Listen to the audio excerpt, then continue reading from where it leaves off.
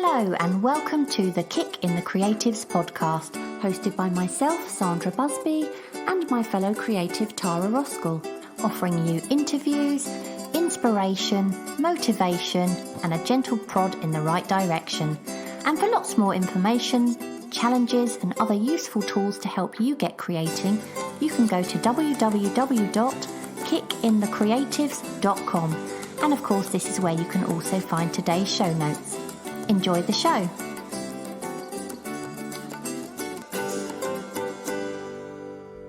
Welcome to today's episode, and we're talking about the aha moments we experience as artists. But before we go on, we just want to say a big thank you, as always, to our latest Ko-fi supporters, because you really help us to keep this podcast going. Basically, you're our sponsors, and we're going to thank each of you personally at the end of the show.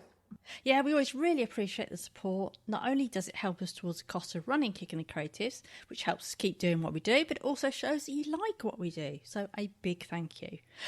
And we've also got a review this week. So we've got, it says, great duo, and there's 5 stars. I love how these artists play off each other. They are so realistic and encouraging. Thanks for your work. And that's from LNR699 via Apple Podcasts in Canada. I don't know who you are, but thank you, LNR. We really do appreciate that, yeah. Actually, you know, reviews help us so much, don't they, Tara? And really helps us get found, yeah. Yeah, I mean, you might not be able to support us on Ko-fi, but if you can't, if you just share an episode, that kind of thing, that sort of thing really does help us. Or even share an Instagram post to your story or a Facebook post, that really helps us. It does, yeah. And thank you, everyone, for sharing your work for the challenges with us on social media. I've been loving Jodie Croft. She's been doing the 31 Animal August challenge. And did you see she did this? She's got like a sketchbook, and she's been doing an animal on each page. And she did this lovely baby bird. It was absolutely adorable. It was one of those really scruffy looking birds that just sort of plopped out the nest, and it was so cute. And she did a gorgeous elephant. She's done loads. She's done really, really lovely. Did you see her stuff? I saw a giraffe the other day, which I thought was major cute. Yeah. And actually, 31 Animal August, that challenge is one of our really popular ones, isn't it? Michael Beckett, he's been doing it as well, and he's been doing some really nice drawings. He's been, I think the one I really liked was the whale. He did a whale, and I do love whales. Whales are my thing. Well, sharks are my thing, really, but anything underwater themed is my thing. So yeah, Michael, I've been enjoying your stuff. Esther Arroyo, Quick Kick August, she's been doing, which is tonal drawings, and she's been doing some really lovely tonal portraits in her tanned sketchbook. They've been lovely, actually, really, really nice. So yeah, I've been enjoying she's those. A genius at portraits, isn't she? Anyway, yeah, she really is. Yeah. What about you? What's caught your eye? So I've got Mary McSween, because she's been doing these Japanese drawings. She's actually been using existing Japanese drawings as inspiration, but I just love the way Mary or Mari, I apologise, I'm probably pronouncing it wrong. I love the way she does her really simple line work. She just has such a character, a drawing. You really know it's hers. And then there's also Katie Lennon, and she's been drawing animals over different backgrounds that she creates. So this, again, is for Quick Kick August. I'd got to think what month it was then. But I really loved one she did of a patterned elephant over this sort of pink ink mark. Really, really nice. So yeah, those two really stuck out for me, but loads of great stuff going on. And of course, Facetastic Friday. Oh wow, that's such a popular challenge over on Instagram, isn't it? Really is. Oh yeah, some great stuff going on there. Yeah. But anyway, Sandra, what's new with you? Well, I'm sure I said in my last episode that I've finished my Friday commission, which is great. I'll be sending that off next week when it's completely dry. But actually, I've just started a new painting, and it's a portrait in the style of the old masters, which is where my love for painting just, began, really. I can't say a lot about it, though, again, because it's not commissioned, but it's actually for a birthday present. And I don't know if the person it's for ever listens to this podcast. I mean, I'm 99% sure they don't, but just in case, I'm going to say very little about it. But of course, that also means, again, I can't share too much on social media, which is frustrating, apart from little close-ups maybe and things like that. But, you know, I really enjoy painting in that style. And this one's going to have a bit of a fun twist to it, which is going to make it a little bit different, I hope. But I think I'm going to get another thing going on the side as well, because I do want to have something to share on social media, although that's, you know, it's hard to sort of. I know. I was juggle going to everything, ask you actually. Do you remember I set you a challenge, and you got to make, was it 5 different posts out or something? Oh, I did though, didn't I? Did you? Yeah, I did. I did one where that was a commission. I did one where I was spinning around so nobody could really see it. I did one where I think I was mixing the colours or put like 50 shades of white. What else did I do? I did a close-up. Yeah, I did do it. You did? I didn't. Right. They weren't all posts. Some of them were just stories. But I did do 5. Yeah, I did. I forgot. I should have told you that. I did. Yeah. And the other thing is, you know, recently I've been talking about the fact that I've kind of got out of that habit of drawing every day, which I had been doing for a good couple of years, maybe more like 3 years. I'd been doing it every morning, hadn't I, for an hour. And somehow over the last few months, I've been distracted. I've got distracted by so many other things. So, like I say, I used to get up an hour earlier than I needed to every day. So I could spend some time just drawing before I do anything else. And I basically just put my drawing right to the top of my priority list above everything else. But somehow I have managed to get myself totally out of that habit over the last few months. And I've totally neglected that part of my creativity. And actually, I've been really missing it. And I do think, you know, we were talking earlier about, you know, how much work Kicking the Creatives is. And I think what I've been doing is I've been doing a lot of Kicking the Creatives things and then, you know, neglecting the stuff, you know, that stuff, you know. So I needed to find a way of, well, starting that again, really.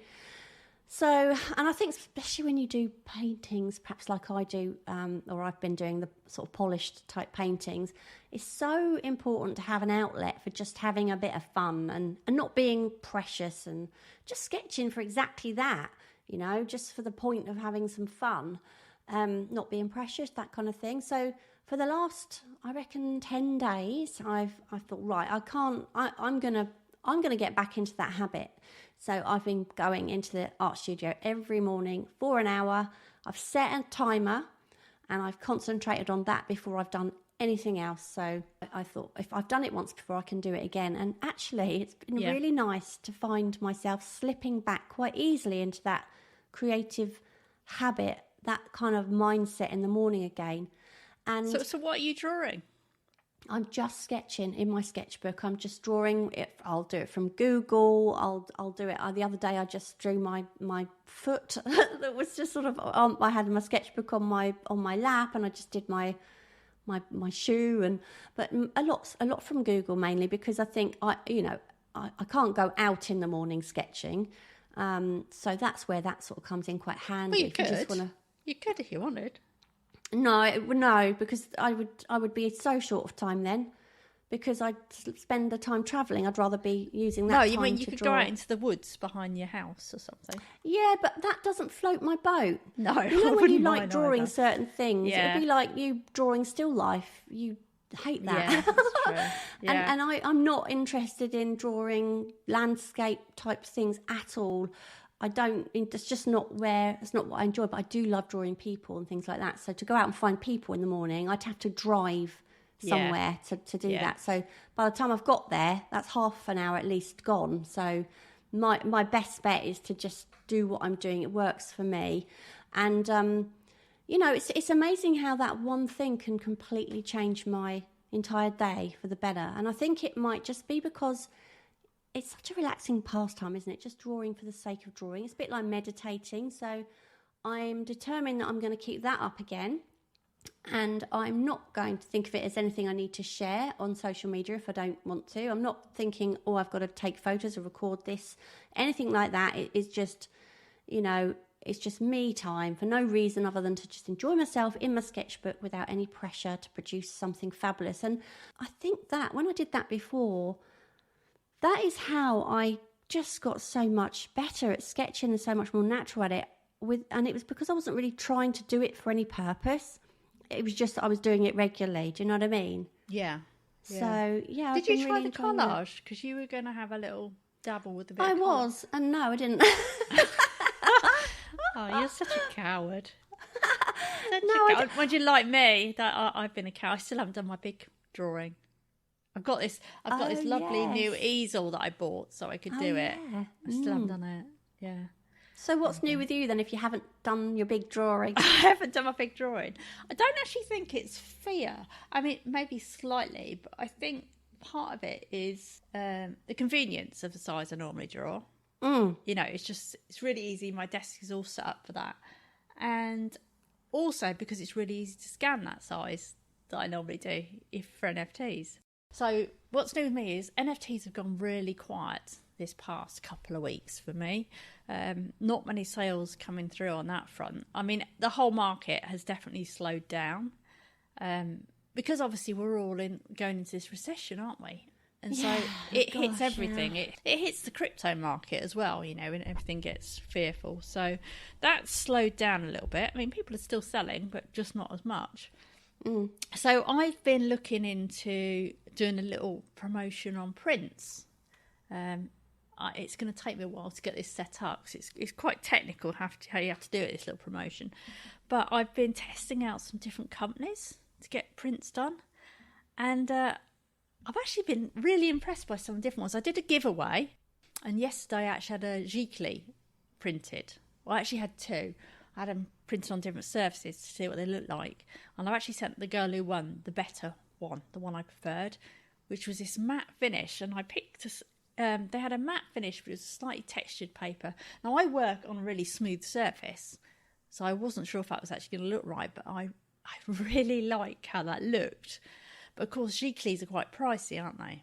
Yeah, they are. Yeah. So I've also been looking into some like lower cost, but still, you know, very good quality options. And I found a company that does these UV resistant art prints, and they do them on a recycled stock. So everything's very environmentally friendly, and they're supposed to last a long time. They print them on some sort of Kodak machine. So that is looking. I had some prints done, and I was really quite impressed by them. And I also tried. I saw a few people saying that they were trying photographic prints of their art, and that is actually really economical. And I tell you, it is. I got an A3 print, which is, if you know what an A4 bit paper is, two pieces of that side by side, and it was about just £1 or £1.50. And I thought, That's wow, nothing, is it? which apparently is supposed. Yeah, they're supposed to be really light fast, which is why I tried it. The only thing I don't like about it is it has got that surface like a photo. They call it luster or something. Oh yeah. So there is a little bit of a sheen to it. So, but for an economical way to print, you know, it's not a bad idea, depending on the type of work you do. But I think I'm going to go with the UV resistant probably for the promotion anyway. They're supposed to last a long time. So yeah, that was it really. I've probably bored you with my print talk now. My nerdy print talk.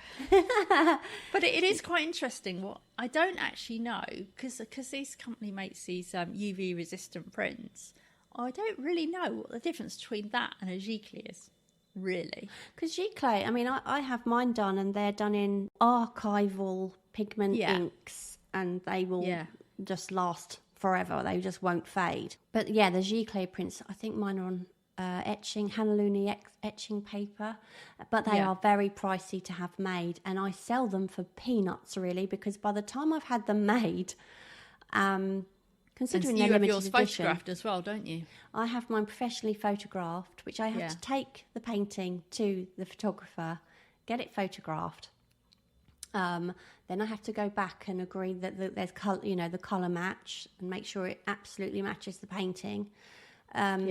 And then, obviously I have to buy I have to pay him to have done all of that, which is not cheap. And then luckily I don't have to buy 10, at once or anything like that. He will just print me one off as they sell. But of course, that costs a lot to do. It costs a lot of money to do that. Then I have to go. So I have to go and pick that print up. Yeah. And then I have to post it. And I probably make about, I don't know, I doubt if I make more than about 30 quid. Yeah, on it. And, it's... See, the only way that's economical is if you were selling a lot of them, isn't it, almost? Yes, it is. But it's a really. limited edition. I sell them as one over 25, 1 in 25. So they are... Yeah. And I think they're only up for about 100 and... I don't even know. I should know, shouldn't I? 105 or something. I don't know. I haven't looked for a while. But, but you're right. Art sales have slowed right down, haven't they, at the moment? But I want to do limited edition prints simply because it makes them so much... it makes them really special for people that can't afford original artwork. It's a really lovely thing to have, But I may have to rethink that in the future with some of my... That's still pricey, isn't it, for some people? Yes, it is. Yeah, I mean, if I was doing an unlimited edition, I would be happy to let them go a lot cheaper, obviously, and make a lot less on it. But again, people aren't buying stuff at the moment because of everything that's happened across the world at the moment. It's just sent everyone into panic mode over money and stuff like that. So it's not surprising. But on to happier things. So, there's nothing else new with you, is there, Tara, before I move on? No, I don't think so, no. Okay, so we're talking about the aha moments. Do you know what aha stands for? I don't. I was thinking about this morning. Oh, I just like the way you say aha. Aha. It must stand for something. I don't know. I think it's just that expression you make when something, aha! It's that when something happens, isn't it? Yeah, and we're talking about those moments that you experience as an artist, those aha moments, and there's no more useful aha moment, in my experience anyway, than that good old happy accident. And it's often the happy accidents that help us to progress as artists, I think, anyway, because it almost always means that we've learned something, and, it's just that we've learned something by mistake. Hence, it's called a happy accident.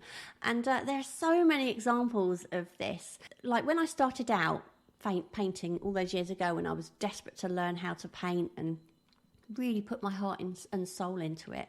But obviously having not been to official art school, as in a walk-in, everyday art college, there were certain phrases which I wasn't really sure what they meant, but I kept hearing them. So, for instance, draw what you see and not what you think you see. That was one example for me, which, of course, I understand that completely now. But at the time, I was thinking, what on earth does that mean? And but I'd also heard a lot about lost and found edges. And I just could not get my head around what that meant either. And it was only when I was working on my vintage teddy bear series back in a long time ago, when I was first starting out, and I was studying those old master techniques of oil painting. And to this day, I actually think those teddy bear paintings probably taught me more than anything I've ever learnt since when it comes to learning how to paint. But, while I was studying that, the way some of the old masters painted, I kept coming across the phrase lost and found edges. And like I said, I really didn't know what that meant until... I've never heard of it. You haven't heard of lost and... Well, it's probably because you haven't really been doing oil paintings. Not yet. No, that's true. And I didn't know what it meant either. But I accidentally, unwittingly one day did it myself and quite literally said, aha, now I know what that means. And I better explain to you then what it means. Although it's hard. Well, I kind of can guess what it means. It's like a soft edge and a hard edge, is it? And a no edge at all. Oh, right, okay. If you're looking at, say, for instance, you're drawing. I suppose the classic, the best way I could.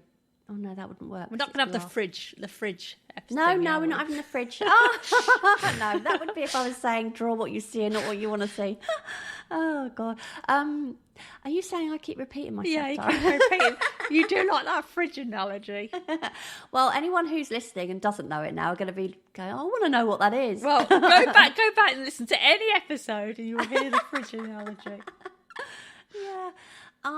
Yeah, so a lost and found edge. I mean, so for instance, my marble paintings, a lot of the edges would be hard edges because they are very sort of crisp, very smooth, clear objects, aren't they? Yeah. But then again, some of the marbles that were further back, I wanted to blur the edges because I wanted to push them back. So they would be sort of slightly more blurry.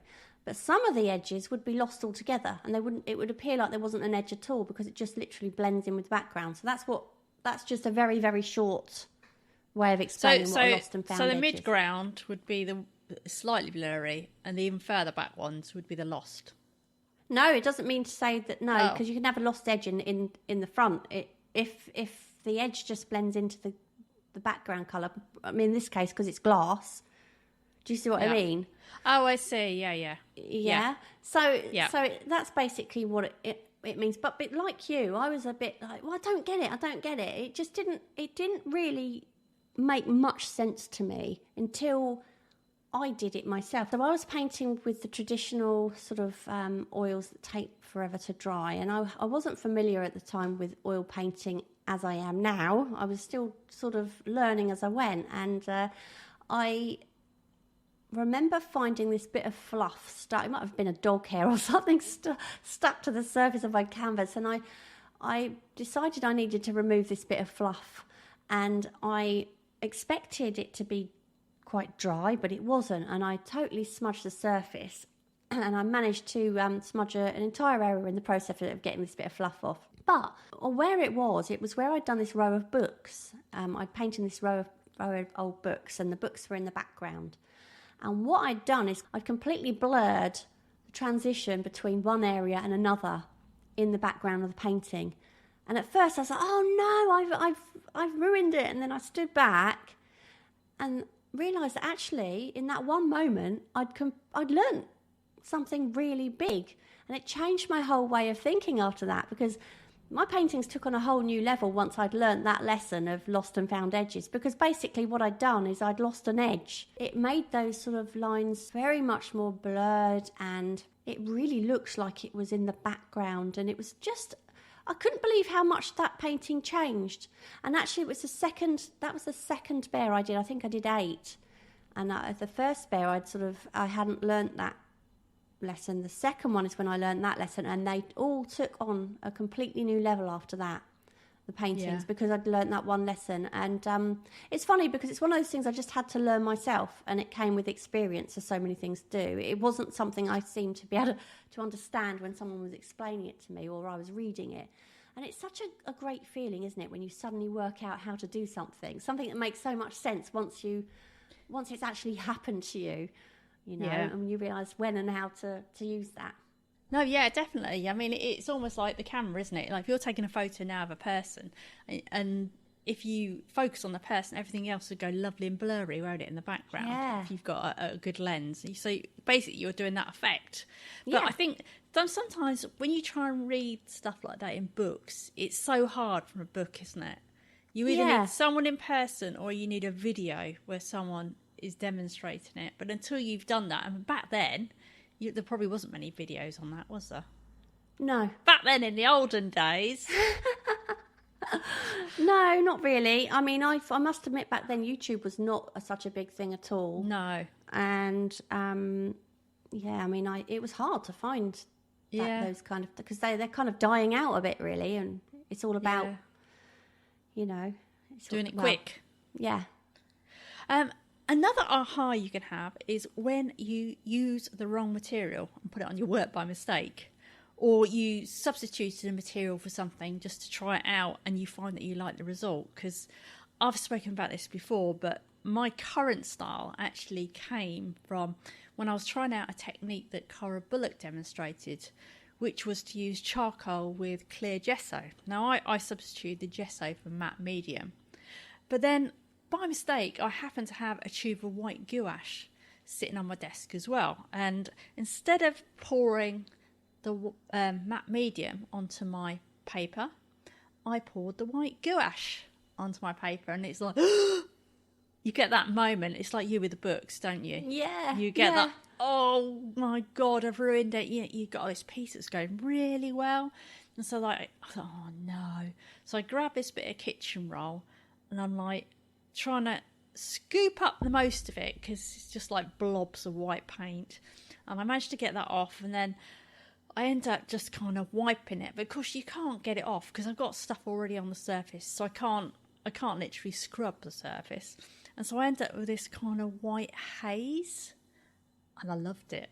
And I thought, I can't believe how much I like that.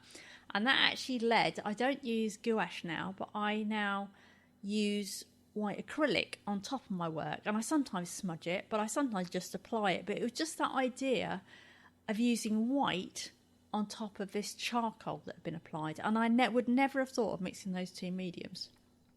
No. But what else? I was going to tell you something else. Oh, yeah. Also, you might try applying a medium in a different way and get a real aha moment. Now, I've seen, I don't know if you've seen these, Jo Brown, Prickly Witch on Instagram. Now, she's my art hero.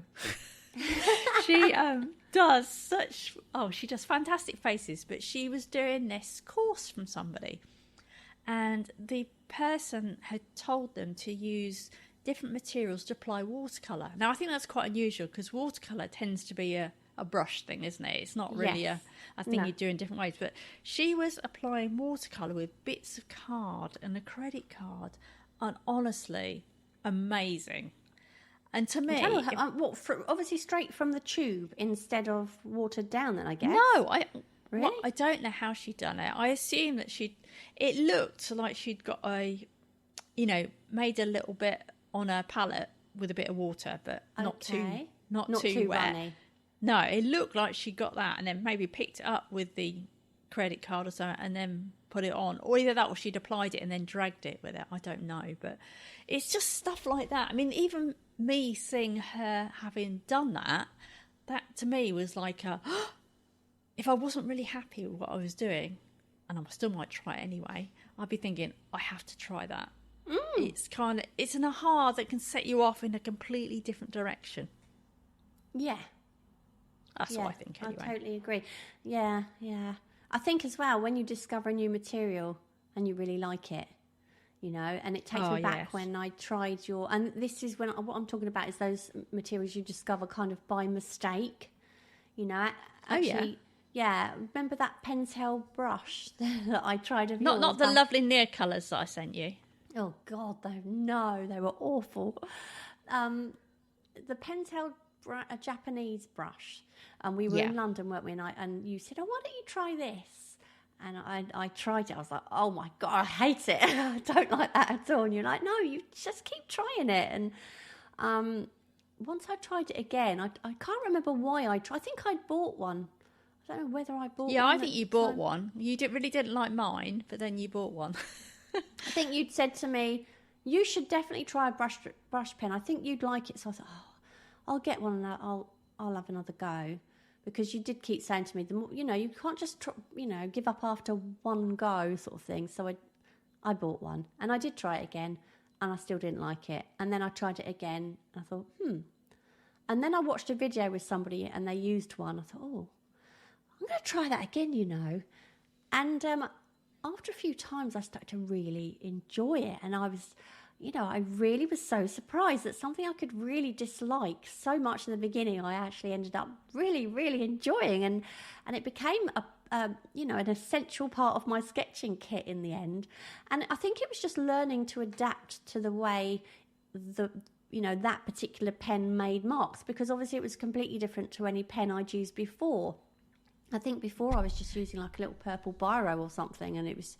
I wasn't using anything particularly fancy, but this obviously you get these big sweeping calligraphic lines and real varied lines, and it was very, very different. But I was like, I can't believe that. I can't believe something. No. What did you say? What did you say when it worked for you? Oh, you were right. Oh yeah. Oh, you were right. You can say that as well if you want. Well, you've had to say that to me plenty of times, so. Yeah. And I was talking about Gamlin earlier, wasn't I? Very briefly. And that was another aha moment for me. And it was when I very first tried the Gamlin brand. The one thing I really hated about oil painting was the horrible smell, absolutely disgusting. And I'd heard about Gamblin, and I thought I'd give it a go. So because I'd heard that it didn't smell at all, and not only did it not smell, but it didn't evaporate into the air, because you can get these like odorless thinners, which sounds all very well, and no, you know, it doesn't smell, but because it doesn't smell, you don't realise you're breathing it in, so you don't open a window, and it's really dangerous. So actually, right. I would not recommend those at all. But the Gamblin ones, apparently, they don't actually evaporate into the air, so you're not breathing it in. They don't smell, and so I tried those, and I have never looked back. And ever since then, I've just only ever bought Gamblin products. As my old products run out, I replace them with Gamblin, and we really should get them as a sponsor. You know, we should do. We should, shouldn't we? Yes, so my aha moment was, or rather my aha moment was finally realising that painting with oils did not need to be a stinky business and an unhealthy way to paint. You go into my studio now, and honestly, you'd never know that an oil painter worked in there at all. And in fact, it was really funny because a friend of mine, Kerry, occasionally she comes in and she uses my studio because, you know, it's nice because she hasn't got one at home. And she normally uses acrylics, and on this occasion she brought with her oils. Oh my gosh, I had to open every window. I said, Kerry, you know, I love you being here, you know I do. I said, but one thing stink. One thing I can't handle is the smell of oil. Please don't use thinners. Just you. And I gave her some Gamsol. I just put an inch of Gamsol in a jar for her. I said, there you go, use that. And she bought herself a bottle of Gamsol straight afterwards, and it was never a problem after that. But yeah, that was a real reminder of how awful oil paints can smell so bad. And actually, I would not be using them now if Gamblin weren't around. I'd have gone right off of them, because they used to give me a headache, you know. But actually, some of the aha moments I've had have been realising what I don't like, and that I'm just not suited to certain materials because I simply do not like how they feel. And oil pastels or neo colours, they're a classic example of that. I mean, you love neo colours. I really do not like them at all. I hate using them. And I think... Well, it'd be like me using oil paints. Yes. I would not like the messiness of them. No, and I think... You know, I could probably try them over and over again, and I think I would still hate them. Sometimes you just realise that you are not the problem, but the materials you are using are. Not because they are a problem in themselves, but because they're just not right for you, your style, your personality. You know, sometimes learning the things you don't like is just as important as learning the things you do like. So, Tara, like you said, No. But like you said before, you can't just try something once. No. Because look at that Pentel brush pen. Yeah, so you have to try things more than once. Exactly. Yeah. I mean, Tara, you've ordered the wrong materials in the past, haven't you? Like you said earlier, and that you had an aha moment. But you've actually found that you liked them, haven't you? I've ordered the wrong near colours. I've used the wrong materials. Yeah, I don't think I've ordered the wrong ones. Well, I ordered those Winsor & Newton brush pens recently, didn't I? Do you remember? Oh, yeah. I meant to order Winsor & Newton brush pens, watercolour brush pens, and they had recently changed, I think, their packaging, and I ended up getting. I got 2 packs of them. One of them was the chisel ended like that blooming chunky marker. I'll never forget that moment when you handed me a chunky marker. And I thought, I can't use those. I don't want to use those. And the other ones were the brush pens, but they were more like the old felt tips we used to get as kids. They were very hard brush pens, and they were supposedly blendable. I didn't find that at all. And and they were all wrong for me. And I tried them. I thought, I'm going to try them anyway. I just literally tried one of each pen and tried to blend them, and I thought, no, I instantly did not like them at all. So I sent them back and got the right ones, and not overly. Have you used the new watercolour ones? Have you used the new watercolour ones? Not yet, no. But No. And the reason is because The watercolour pens I got, which I really liked and enjoyed when I tried yours, worked really well on the Canson watercolour paper I was using at the time, or the Canson XL mixed media sketchbook. Yeah. But the mixed media sketchbook I've got at the moment that I'm working in, they do not blend. They don't. I don't get that because I'm sure I use a sea white. I'm sure I've used them on sea white. I'm going to have to test it later. See if it works on sea white. It doesn't work at all. No, the one I'm using is a God, what's it called? An Artesia? Is it Artesia? Oh, right, okay. That yeah, I would, I did think they were great, and they are great if you're just using, inks or something like that. But they're no good for water. It'll work on a sea white. Yeah, I should try that. I have got a sea white. Yeah. So I'm fairly sure they work on those. Yeah. I tell you what else I really like, and this is a bit like what I said about Jo Browne, is when you discover that you like marks made by different tools, or you just use different tools with a medium. For instance, I absolutely love painting with the dropper bottle top of an ink bottle. You know what I mean, don't you? Yeah, I do. Yeah, I've seen you do it on your videos. And I actually discovered that, I think, I might have done it before, but during that challenge, a 50 ways to draw a face challenge, we've actually got on our website if you fancy trying it. But I used it to draw a complete face doing that. But now that's actually become part of my process now, and I use it to do the under sort of painting. It's very posh underpainting. It's not really underpainting. It's the background of my faces. But just when you do something like that, or you use a bit of rag, or you did a video, didn't you, once, where you used twigs to paint with, and you got some lovely effects.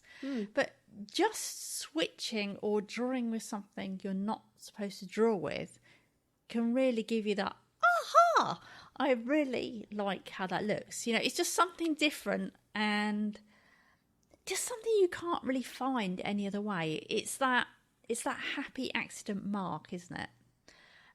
But also when you discover that mediums that you wouldn't expect to work together work really well. Now, I mentioned before that I now use white acrylic with charcoal, but I remember seeing somebody in our group years ago, and they used watercolour with charcoal. Now, you'd think that'd be fine if you put the watercolour on first, let it dry, and then applied the charcoal, but they'd done it the other way around. And to me, that would be a definite no-no, because I just think it's going to end up with a murky mess. Yeah. But it actually, a little bits of a black charcoal kind of went into the watercolour, but it gave this really lovely, subtle kind of feel. So to me, if I hadn't actually tried it, but anything like that can be a real aha, I can't even say it now, aha moment, and push you off in different directions. Yeah, I agree with that. It gives you that slightly grungy look as well, doesn't it? Which you love. Yeah, and I love that grungy look. Who doesn't love the grungy? Well, not everyone loves the grungy look. Also, when you discover the actual subject that you really like to draw the most, and I think I remember, Tara, when you first realised your love for drawing faces, because you were drawing a lot of animals and things like that, weren't you? And then you discovered, oh God, faces is my thing, and you've never really looked back. That's what you specialise in doing. And years ago it was buildings for me. Yeah, and you don't really like drawing buildings particularly now, do you? And the thing is, if you think you like, when you draw something like, say you used to do teddy bears, and you start to think that's your thing, don't you? Yeah. And even if you start getting a little bit bored with it, but you don't know what your thing should be, and you don't know that by changing it could open up this whole new feeling of how you feel about your work. I think what you're saying, though, about, when I started drawing teddy bears, I thought that was my thing. But I think it's when you just find that you're good at something, so you assume that is your thing. Yeah, you're probably right. But it's the difference between, being good at a particular subject and loving to draw a certain subject. Yeah. Do you see what I mean? And I think that's where the aha moment comes in. It happened to me, I think, when I just wanted to challenge myself to draw something I thought would be really difficult. A bit like getting it out of the way so other things would seem easier. I mean, I've always said, don't start drawing figures, draw hands, and then figures will be easy. Because hands are tricky, and if you can master a hand, then you can certainly draw a figure. If you try it the other way around, you'll still struggle with hands. Do you know what I mean? So I like getting those things that I fear out of my system first, so I feel confident in those things, and then I feel confident about doing the other things because they'll seem easier. But actually, I remember thinking I need to challenge myself to draw the thing that I'm most scared of drawing, and that was glass. Actually, I think it started with metal.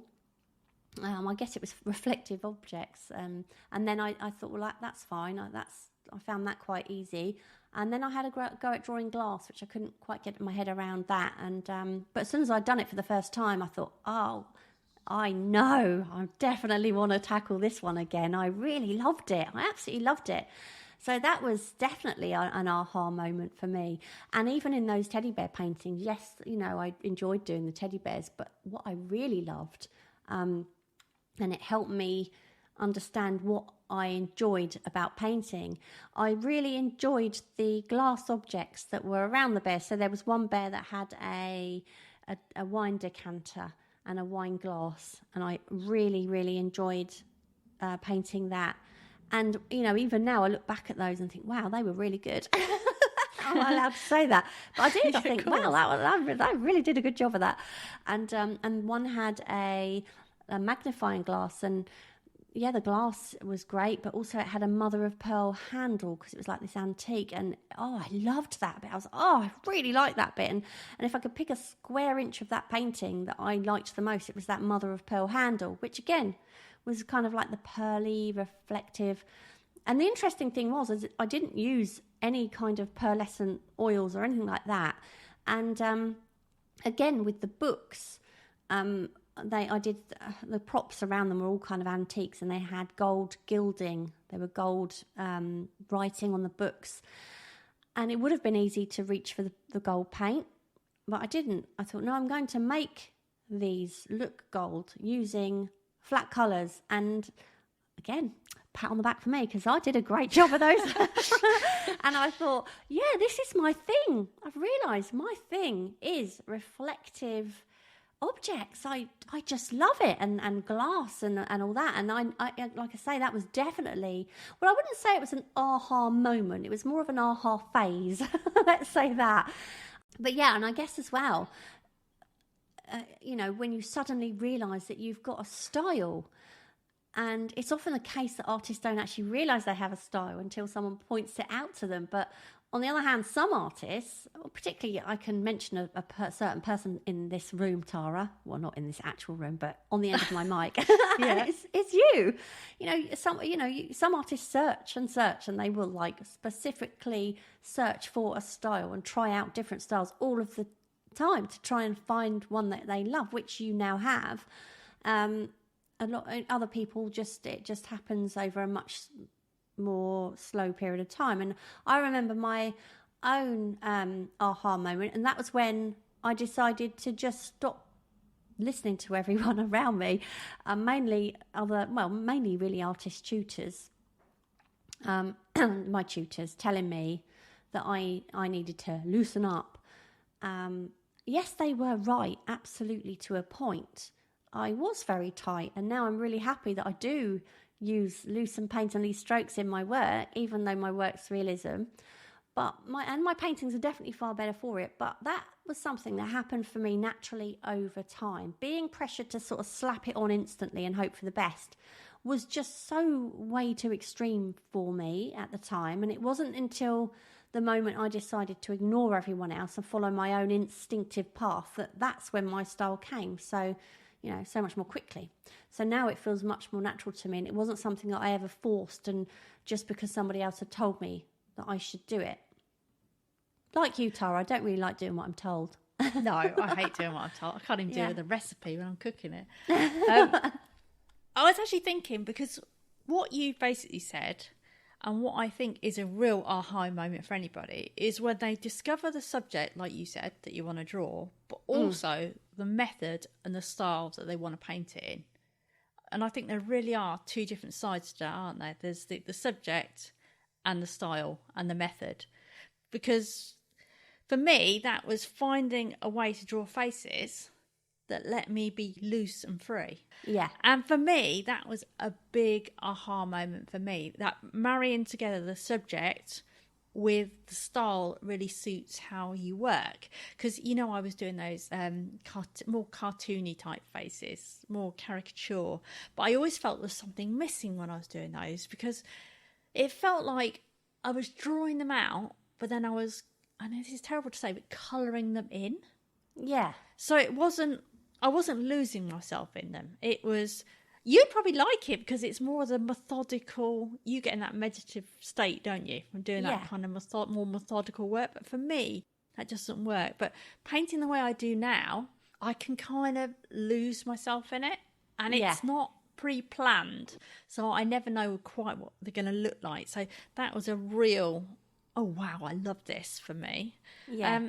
But there was also, actually, when I did do those colourful characters, I did have another aha moment when I did those. The fact that you can actually marry together two things you love. And that was when I realised I could combine faces with those little cartoon characters. But I mean, that could be anything for you. So maybe you love painting flowers and animals. And you really love those two subjects. And you suddenly realise there's a way you can actually marry the two together. Yeah. And also I think that sometimes having a niche. Now, I find this really, really strange to say, and I don't know if I said this in the last podcast, but I now have kind of a science fiction sort of bias to my work. It tends to be a little bit futuristic, and that came from reading something that somebody had written about saying it's often easier to sell your work if you can push it towards a niche. Now, I didn't want to be that commercial. Do you know what I mean? You don't want to say, okay, I'm going to do that because of that. But I do really like the science fiction sort of side. Yeah. So I thought, just for fun, I'm going to try something that looks a little bit more sci-fi. I think I went steampunk first, and I loved it because it meant that now I wasn't just drawing this face. So say I'd see a royalty face. I wasn't just drawing that face anymore. I was making that face become something else or someone else. And to me, it was that, I can bring another dimension in here. And also, it probably does make it a little bit more commercial as well at the same time. Yeah, unintentionally, but it helps, doesn't it? Yeah. It definitely does. Yeah. I mean, that was originally what the trigger was. Someone saying that, but I really do like that side of things. And accidentally going outside the lines, that's a good one. When we were kids, do you remember? I don't know what it was like for you, but certainly at school, we were always taught, you must stay inside the lines, and the trees must be green, and the sky should be blue, blah, blah. But actually venturing outside the lines makes for a far more interesting sketch, doesn't it? And the freedom that allows you is just so lovely. I love the spontaneity of that in my sketchbook. And who's to say a tree has got to be green? For me, the beauty of art, and this is something you learn as you're an adult and you make your own choices, is that you can paint the world exactly as you want to paint it. There are no rules. You might want your tree to be purple, or you might want your tree to be blue. So break the rules and do it your way. That's what I thought was a great aha moment, was actually I can do what I want. This is my, and I always remember it takes me back to when I did an oil painting of an apple sitting in a cocktail glass, and there was nothing else. It was just this cocktail glass with an apple in the top. And what was so funny was Paul, when he saw it, he went, "That's really good." He said, "But who would put an apple in a cocktail glass?" It's true. Yeah, I was like, well, that's not the point. I loved, and I really enjoy painting fruit, you see. I don't paint a lot of it, but I do love painting fruit. I did a pomegranate once, and I really enjoyed that. And in fact, that's the one painting I've kept, and it's on my wall. And apples, I love that sort of, I did it recently, actually, in my bum paintings, didn't I? I did a piece of fruit in each one, and I love those, doing the skins and getting the texture of the skin and that sort of thing. But I also love glass, so it was my way of bringing together two things I really love to paint: fruit and glass. But in his eyes, he just couldn't get his head around it. He said, but you wouldn't put an apple in a glass. Yeah. Like, yes, this is art. You can do whatever you want. You know, you can literally do whatever you want. It's my world here. You know, it doesn't have to be, you know, real. Yeah, look at surreal art. I mean, you're not anywhere near that sort of level, are you? No, As in, God, no. it's just no. quite simple compared. Very, very simple, yeah. And another thing I learned, obviously, along with going outside of the lines and all that sort of thing, I guess to be less precious in my sketchbook. And there was a time when I used to rub out any smudges or marks that I accidentally made when I was drawing. Tara, we met, didn't we? I mean, I was obviously an established painter when we met, but because I was a realism painter, my drawings in my sketchbook reflected that side of me, and they were very... They were superb. They were great drawings. But they weren't sketches. No, that's it. They were small drawings as opposed to sketches. Yeah, that's exactly right. I certainly was never a sketcher at the time, and you know, when I look back on those pages, yeah, they're quite characterless, really. But obviously, over time, you know, especially since we've been doing Kicking the Creatives, I have a whole new, you know, love for proper sketching now, and just, you know, squiggly. I really enjoy all that. And then, like I say, though, in those, you know, back then I would have rubbed out, if I'd have made a finger mark or a pencil mark anywhere on the page, I'd have rubbed it out. But now, certainly I wouldn't. I mean, I remember one day I put my coffee cup down because it was just too hot, and I just, you know, when you grab something, you're like, oh my gosh, you've got to put it down instantly, and I put it down, and part of this coffee cup just caught the corner of my sketchbook page, and it made this kind of this ring, and the page was blank at the time, and I probably may have normally torn that page out. I can't draw on that now, it's got a coffee mark on it. But you know, the page, something about that mark, I don't know what it was, I kind of liked it, and so I filled the page anyway. And actually that was an absolute aha moment for me when I realised that actually all of the smudges, along with that coffee ring, the finger marks and everything else that was on the page around the drawing I'd done, kind of told their own story. And since then, my sketchbook is a very different place for me to be, and it's a lot more interesting. And that aha moment definitely made me less pedantic and more comfortable with a smudgy book. And actually, if you look at someone, say, like Lewis Rossignol, can you imagine his sketchbook pages if he rubbed out all of those gorgeous smudges he makes with his charcoal and he deliberately makes them, doesn't he? Yeah, well, I think I know he does a lot of them on purpose. Yeah, but I don't think his sketches would be anywhere near as interesting as they are the way he does it. If he did his drawings and then rubbed out all of those smudgy marks around them, it wouldn't be the same drawing, would it? Oh, definitely not. Yeah, no. Yeah. So no, I love that. And actually that's why I was saying earlier about getting back into that sketching habit in the morning. It's more about trying to get back into that sort of flow of just doing and not worrying, and, you know, and that's what I want to find again. Yeah, I mean, you can also have an aha moment when you use something that's meant for another purpose. And that is, like we were talking before, like I said, have you used collage yet? But using an old ticket, or for example, I had this thing about gum tape for a while, do you remember? And I think it's because I don't know why it started, but obviously you're not supposed to use gum tape for drawing over. It's for, you know, pinning down watercolour paper and things like that. But I think I just like the idea of that, almost like the tone paper look, but I want to look more scrappy. So I tried using that, and you think, oh God, I love that. To be honest, I still love the old gum tape. I do keep thinking about doing some more of those. But also there's another way you can get aha moments, and that is when you get really pushed out your comfort zone. And that could be maybe you get a commission that you perhaps wouldn't normally take on, or you enter a competition and you follow a brief where you might not like an aspect of it, or you think you don't. I mean, I've mentioned recently that I took part in a competition, and I had to use colours that I would never have considered before. And I absolutely loved the results. And since then, I can't stop using those colours. And I go to do a painting and I think, well, I really want to use olive again. I have to stop myself because I keep on wanting to use that one colour.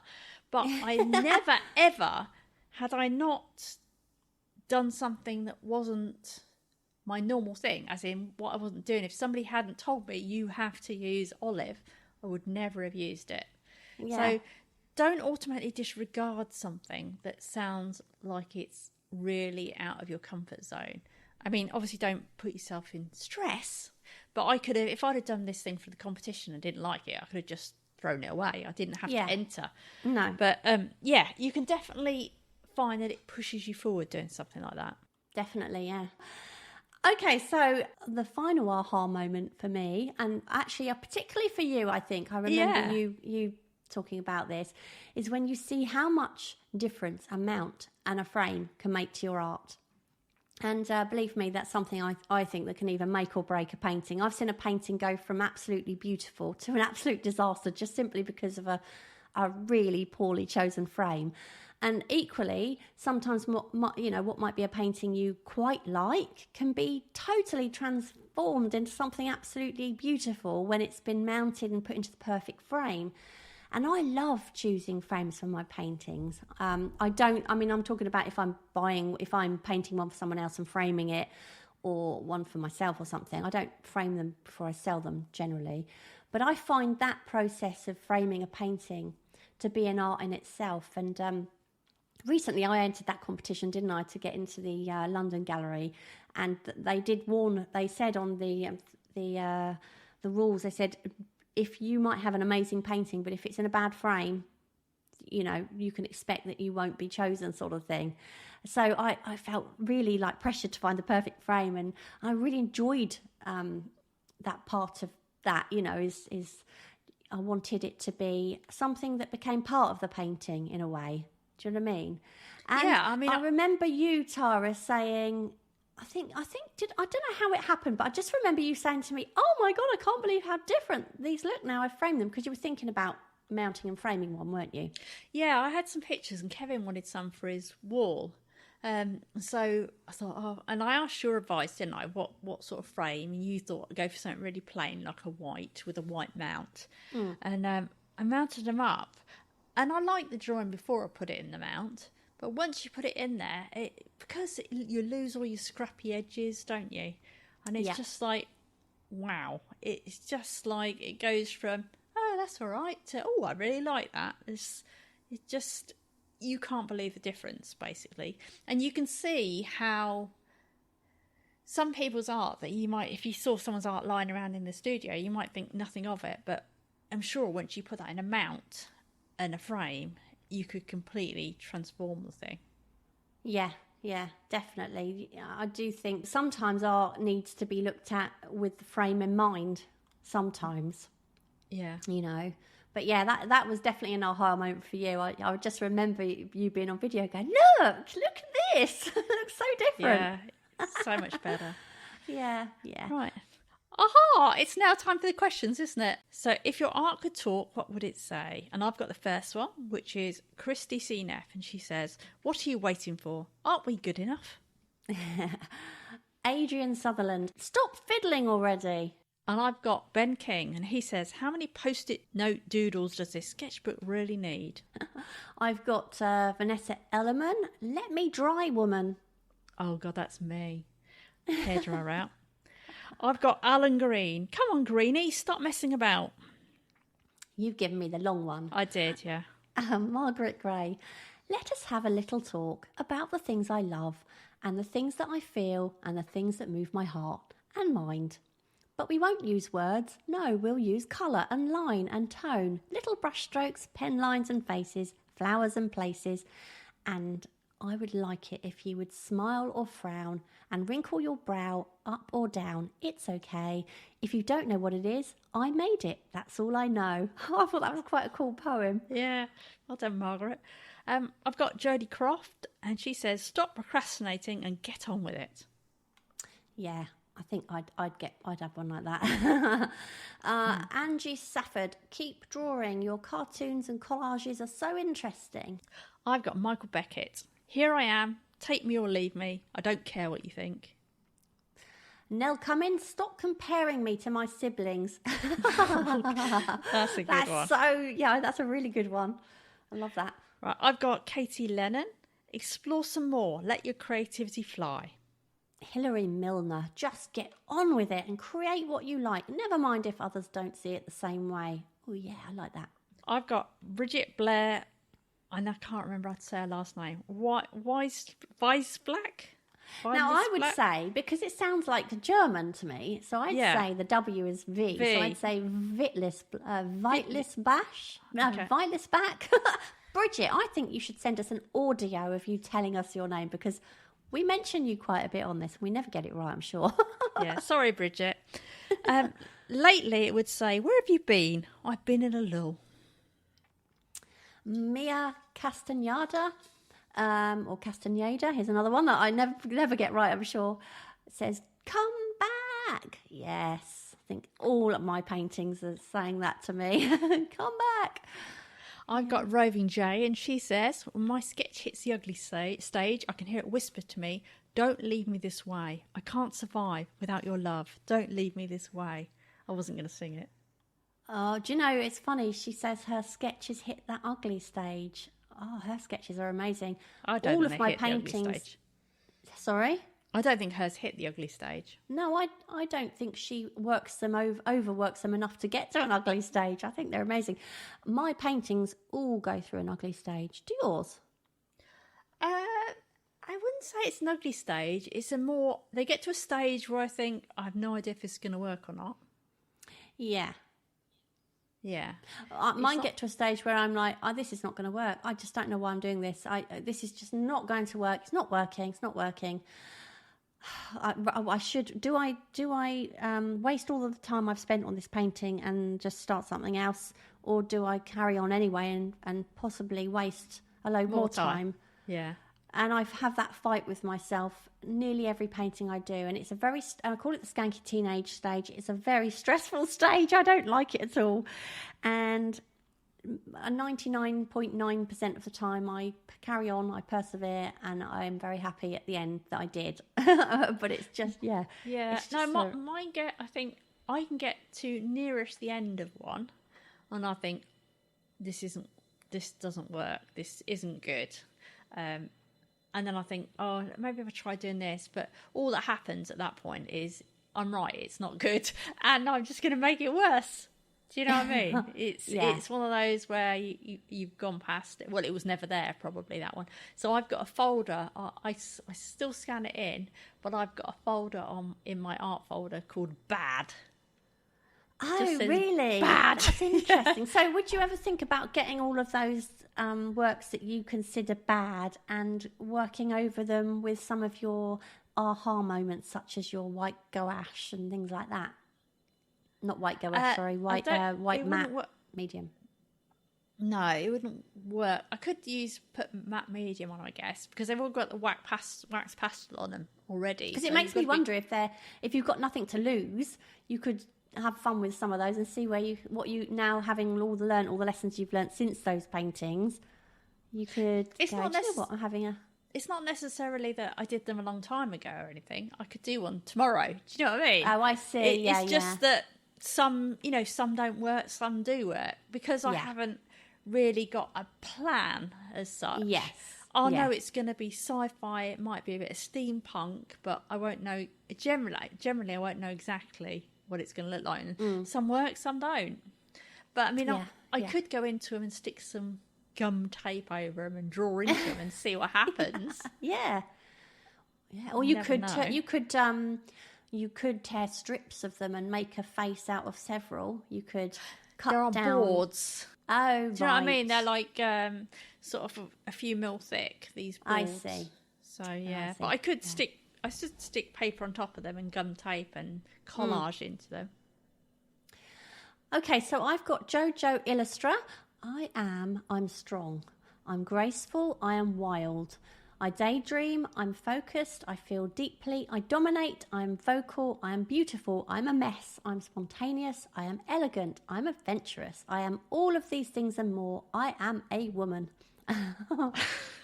I've got Andy W. Art, and he says, I want to be beautiful and colourful, but he made me this way, so I'll never sell. Oh, Andy. Untamed Sylph. I'm a 12-year-old in a 40-year-old body, and I like it. Okay. I've got Velvet Underground 5. It would scream. No words, just scream. Nothing held back. Full-throated.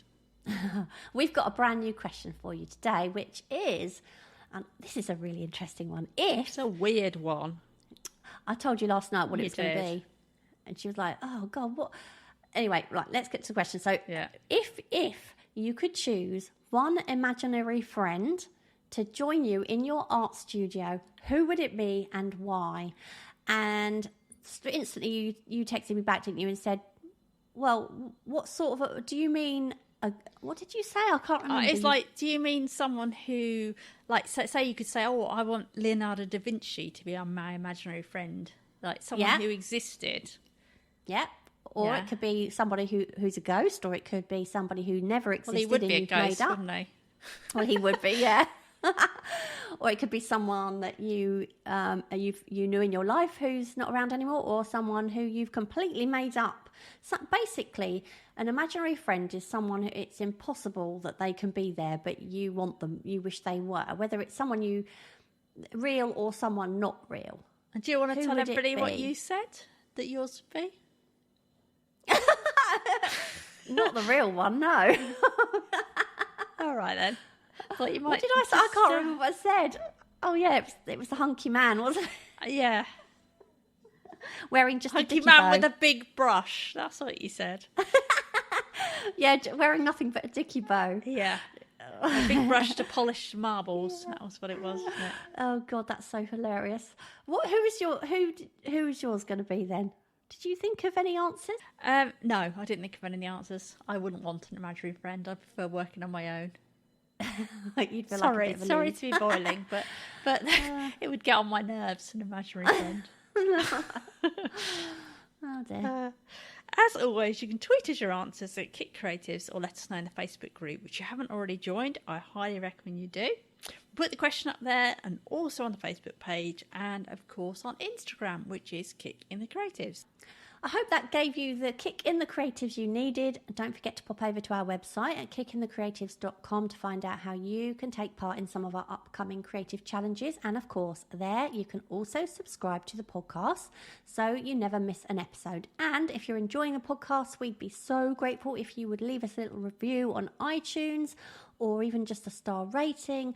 And better still, share. Please do share the podcast with your other creative friends if you can. Yeah, and also don't forget to subscribe to our newsletter to keep up to date with all the challenges and the podcasts. And if you enjoy what we do and you'd like to help support Kick in the Creatives, you can now support us by buying us a coffee. And you can find the link on our website. And we want to say a big thank you to our latest supporters, and they are Alison Cochrane. She says, listening to you pair on the podcast was the perfect way to fill up time on the train to Scotland yesterday. I'd stored up a few episodes so I could binge listen. Thank you for entertaining me. God, can you imagine binge listening to us? Dear. Yeah. Sorry, that'll be my Alison. worst nightmare. But thank you, Alison. Really appreciate that. Victoria, I can't say this. Victoria Goerick, I think. Sorry about the name. Sorry, I can't pronounce it. Thank you, she says, for giving us those challenges and an opportunity to grow with them. And that's a really lovely thing to hear, because that is exactly what those challenges are for. And Joanna Brown, who continues to support us every month. Thank you, Joanna. You are amazing. Really. Thank you so much. Scooter Girl. Now, I don't know your real name, Scooter Girl, but thank you so much for your support. It really does help us. Basically, as I said in the beginning, you are our sponsors, because you help us to carry on with this podcast. So thanks. And we will be back next time. Yep, see you soon. Bye. Bye. Thank you so much for listening. We hope you enjoyed the episode, and if you did, perhaps you'd like to share it and leave a review for us on iTunes. Back soon.